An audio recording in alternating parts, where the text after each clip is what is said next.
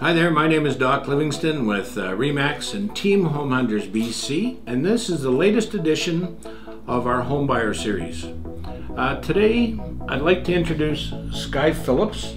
Skye is our resident mortgage expert with Dominion Lending, and Skye is going to talk today about being a first-time home buyer and pre-approvals. Skye, why should pre-approval be my first step? Well, Doc, it's really important that you know your buying power before you go and start looking for that dream home. Somebody might think that they qualify for a $500,000 mortgage when in reality they're only qualifying for $300,000, or it could be the other way around. Maybe you think you're qualifying for $300,000 only and you could qualify for $500,000. The buying process, the pre-approval process, helps you to determine how much you can qualify for, and you can make an informed decision as to which homes you're going to look for. There's nothing worse than falling in love with a home that you can't afford. The process also helps us to determine any potential problems with your mortgage application. So we can look at your credit ahead of time, we can review all your documents and find anything that might cause a problem and get that cleared up for you before you put an offer in to buy.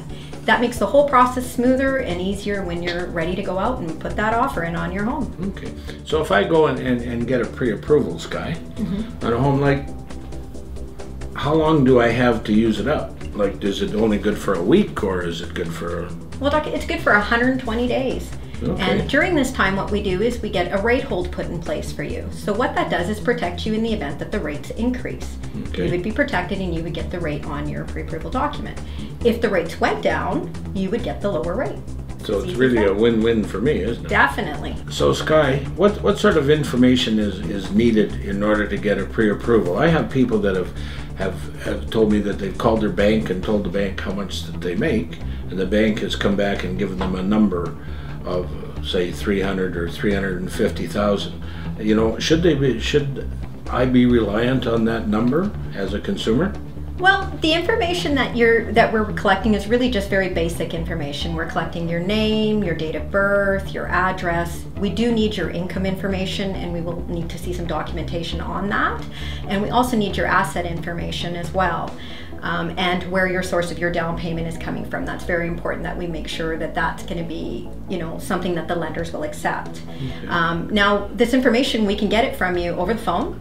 We can take it by email, we can sit down in person and gather that information, or you can go online and click on my online application and fill it out there. Whatever best suits your needs works for us. Okay, now I was told that in order to have a valid pre-approval, I needed to have something in writing that had everything specified, the insurance, the interest rate, and the expiry date, and so on. Yeah. As soon as the process is complete, we will email you out a pre-approval certificate that states all of that information on there, and then we will actually follow up with you on every 30 days to kind of see where you're at in the buying process and answer any questions that you need. Terrific. So Skye, so I've got my pre-approval today, and what do I need to do to keep that pre-approval in place? Well, Doc, it's really important that you keep your financial situation the same as when you were approved on your pre-approval, because the lender is basically looking at a snapshot of your financial situation at that time and approving you on that basis. So you need to make sure you keep your credit, your job, and your debts the same. No new expenditures. Don't go out and finance a car or anything like that. No new cars? No new cars, and no shopping for that dream house yet. No shopping yet. Okay. Well, that's good. Well, there you have it. You know, Skye, thank you so much for coming and sharing a little bit of information. I hope you found that information useful, and we'll see you next time. So, bye for now.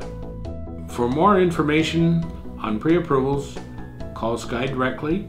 Here's her number.